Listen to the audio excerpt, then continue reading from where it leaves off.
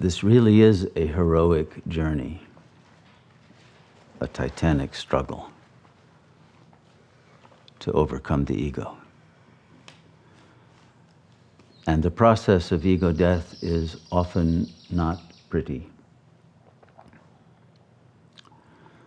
Because from the ego perspective, it's all loss, no gain. And it's letting go of what one has treasured the most as an ego, what has filled one's lack, the props that have kept one together, but at the wrong level and at the wrong attitudinal orientation in order to be able to grow. But we live in a culture that valorizes vanity. There are people who even keep photo albums of themselves and look at them to be able to worship their ego images of the past. And really, what are the social media that I've heard about? I haven't actually seen, but I'm told there are websites like Facebook, etc., in which people just show off their pictures of themselves in order to produce a desire or envy or whatever in others. And this sort of vanity is highly valued in the culture. But when we enter into the spiritual practice in a serious way, we discover that meditation is a bonfire of the vanities, as was originally proclaimed by Savonarola, and then I think a book by Tom Wolfe was entitled that name. But as you burn away the vanity that has been the prized self-image, it feels like betrayal, and it feels like death, which it is to the ego. It feels like abandonment. And there is a period of grief, as has been mentioned by several here. There is a need to mourn the loss so long as one is still within the ego locus of consciousness. You see, ultimately, when you realize the self, you see it all as a sphere with a single center. But in the process, it's an ellipse, and you have to move from the focus of the ego to the focus of the self. And you find yourself somewhere in between, in that vesica piscis that is called, when the two circles come together in a Venn diagram, and you have that area of the overlap, which we can call the soul consciousness, in which you know it's the right thing to do, but you still don't want to do it. And the gravity of the ego and the terror of the unknown and of the emptiness and of the lack of any structure or support or inner sense of value beyond the ego creates a terror of the letting go that is absolutely necessary in order to ascend to the lotus throne of one's true being.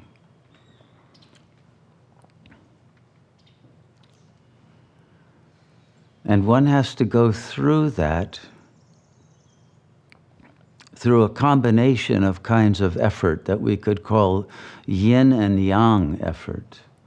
The yang approach is that of atma vichara, where you simply use your willpower to say, but I am the self.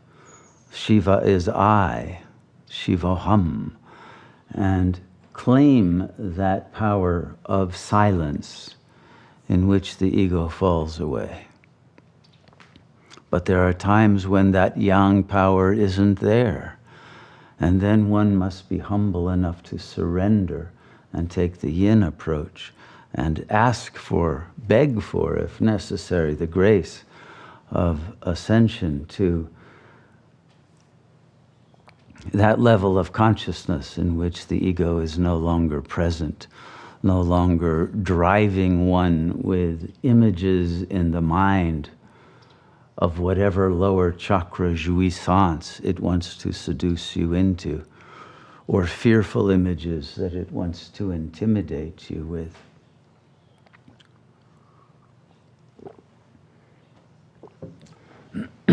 And so it's important to know in advance, first of all, what is worth doing badly. And everyone will have what they will consider bad meditations, in which one doesn't get beyond the frame of reference of the ego. But those efforts of the pattern of making that attempt to ascend the Mount Everest of the mind and to get to the peak of the real create a sanskara in which one becomes ever stronger and more able to continue the process despite the negative energies and the gravitational pull of the ego mind. And through that very willingness to make the effort continually and not give up, one earns the grace that will at some moment pull you up, like the kitten is pulled up by the mother cat. When all of your efforts have failed, you will find then the grace of God brings you into the silence of the blissful self. And you will know that all those efforts were not in vain, but that the self is real, the bliss is real, the truth is here and now of that self that is deathless and fearless and empty of all suffering and filled with grace. And that reality, once it is even glimpsed for a moment, even though it will be lost numerous times before one is established in it, will give one that power to continue the process until the last resistances of the ego have been overcome. And in the process of this struggle, as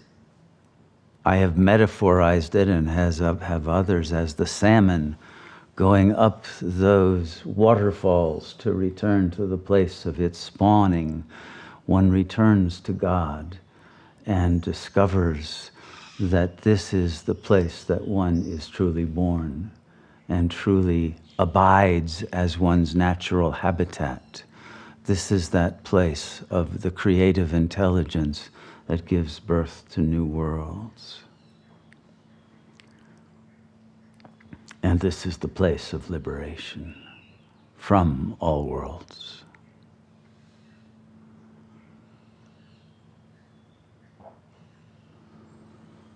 The process, because of its painful nature and because of the amount of the negredo, the subconscious repressed information that must come up and be processed, and the amount of superconscious information, power, love, and intelligence that must be present to complete that processing, will, in the course of this work, make one far more intelligent than one was when one began, and far lighter and freer and more capable of sustaining a life of nobility, of worth, of real value, and of the ability to serve and help others and to make one's life into an instrument of God's help. As we gain the power to let go of the sanskaras of weakness, of frailty, of fragility of the ego, and find that inner strength that does not fail us and that is able to meet every challenge, we will discover the need for having that strength to meet the challenges that time and destiny are going to force us to face and to encounter with those very weapons that we have gained through going through this process, that otherwise we would not be able to encounter with grace. And thus we realize that this is a preparation for meeting with those demons, those dark forces in the phenomenal plane that reflect those that we have defeated within the internal engine of our consciousness. And in its reflected form, there will be no contest, no difficulty, because the real work has already been done of seeing through the illusionary nature of this simulation of reality, because we will have dealt with it at that level in which it is projected prior to its nature as a form in the hologram. And it is the capacities that develop the siddhis, the powers of our heart and mind and will, and that creative intelligence that is able to think outside the box and solve problems before they arise because of the capacity to precognize what is to come with the understanding of the logic and the structure of worlds in which the flow of destiny is contained and is forced into such channels that one can understand prior to their arising, with the capacity to contain and to modify and to turn into such spiraling orbits of energy that can serve the process of growth and of healing rather than of opposing and resisting and destroying the beauty and the life and the love of one's being. And so it is a gaining of mastery over all of those energies, both cosmic and transcosmic, inner and outer, that one is able to understand from within, and from a unified consciousness in which there are no enemies, there are no others. There are only the same energies in a fractal self-similarity at every scale that you have discovered within the scale of your own inner being. And therefore there is no fear of that which is larger, that which seems greater, because one recognizes that the microcosm and the macrocosm operate with the same logic, the same truths, the same... They respond to the same energies, and one contains those energies in their most potent homeopathic forms within one's own consciousness. Once your consciousness has been purified of those fears and mental projections and residues of past traumas that obscure and distort one's ability to perceive reality as it truly is.